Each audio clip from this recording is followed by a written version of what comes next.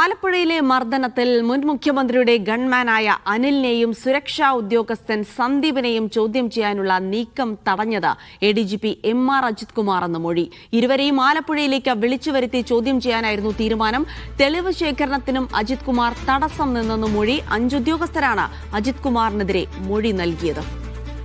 Sijo V John വിവരങ്ങൾ നൽകും. സിജോ, അജിത് കുമാറിന്റെ ചട്ടം ലംഘിച്ചുള്ള ഇടപെടലും ദുരന്ത സമയത്ത് തന്നെ റിപ്പോർട്ട് നൽകാനുള്ള തിടുക്കവുമൊക്കെ ഇന്നലെ വാർത്തകളിലൂടെ പലരുടെയും മൊഴിയായി തന്നെ പുറത്തു വന്നിരിക്കുകയാണ്. ഇപ്പോൾ കൂടുതൽ ഈ കേസിൽ വലിയ രീതിയിലുള്ള ഇടപെടൽ, ഒരു പോലീസ് ഉദ്യോഗസ്ഥന്റെ ഭാഗത്തുനിന്ന് പാടില്ലാത്ത തരത്തിലുള്ള ഇടപെടൽ ഈ കേസ് അട്ടിമറിക്കാൻ ഉണ്ടായിരിക്കുന്നു അജിത് കുമാറിന്റെ ഭാഗത്തു നിന്ന് എന്നാണ് ഇപ്പോൾ വന്നിരിക്കുന്ന മൊഴികളിൽ നിന്ന് വ്യക്തമാകുന്നത്. എന്താണ് മൊഴിയുടെ വിശദാംശങ്ങൾ സിജോ?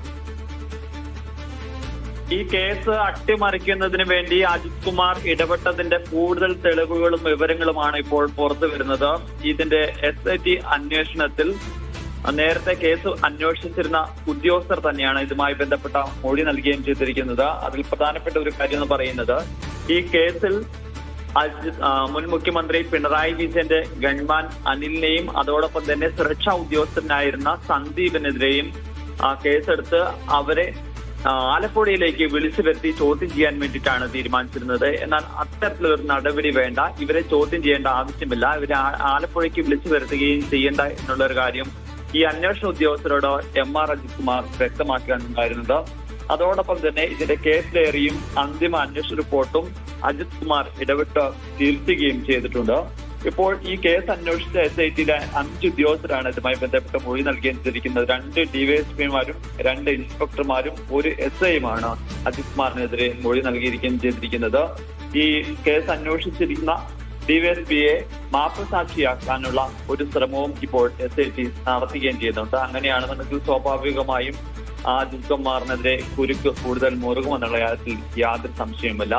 ഇന്ന് തന്നെ ഇതുമായി ബന്ധപ്പെട്ട റിപ്പോർട്ട് പ്രത്യേക അന്വേഷണ സംഘം DGPക്ക് സമർപ്പിക്കുന്നുണ്ട്. നടപടി ശുപാർശ ചെയ്തുകൊണ്ടുള്ള റിപ്പോർട്ടാണ്. ആ റിപ്പോർട്ട് കിട്ടിയാൽ ഉടൻ തന്നെ ഈ 5 ഉദ്യോഗസ്ഥരെയും സസ്പെൻഡ് ചെയ്തുകൊണ്ടുള്ള നടപടികളിലേക്ക് കടക്കുകയും ചെയ്യും. എന്നാൽ അജിത് കുമാറിനെതിരായിട്ടുള്ള നടപടി അല്പം വൈകുമെന്നാണ് നമ്മൾ കരുതുന്നത്. കാരണം ഈ അന്തിമ റിപ്പോർട്ടിൽ മാത്രമായിരിക്കും അജിത് കുമാറിന്റെ ഇടപെടലിനെ കുറിച്ച് കാര്യമായ വിവരങ്ങൾ ഉണ്ടാകുക.